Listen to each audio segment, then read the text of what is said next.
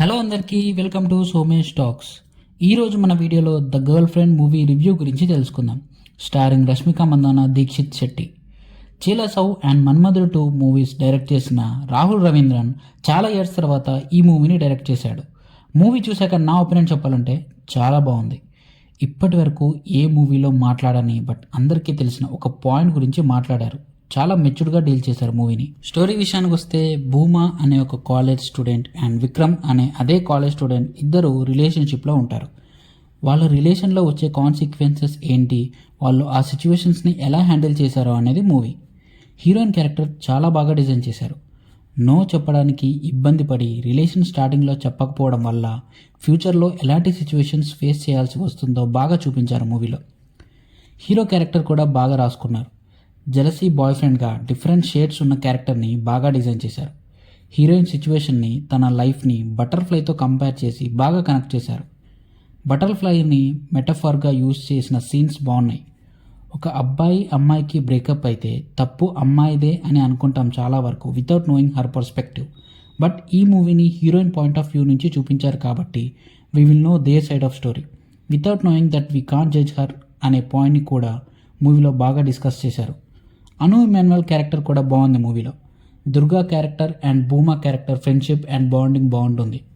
Second హాఫ్లో Durga character చాలా మెచ్యూర్డ్గా deal చేస్తుంది ఒక సీన్లో. Climax is a bang for heroine character. అక్కడ డైలాగ్స్ చాలా బాగుంటాయి.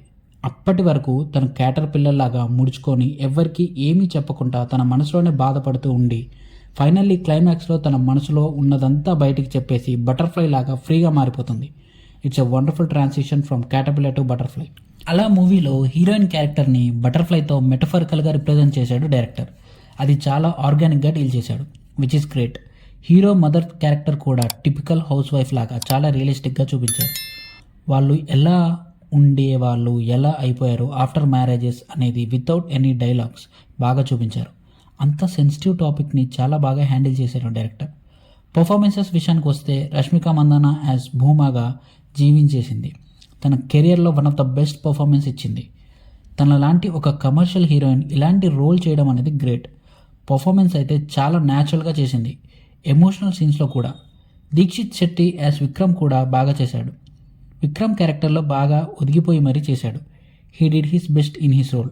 రావు రమేష్ గారు యాజ్ యూజువల్గా బాగా చేశారు.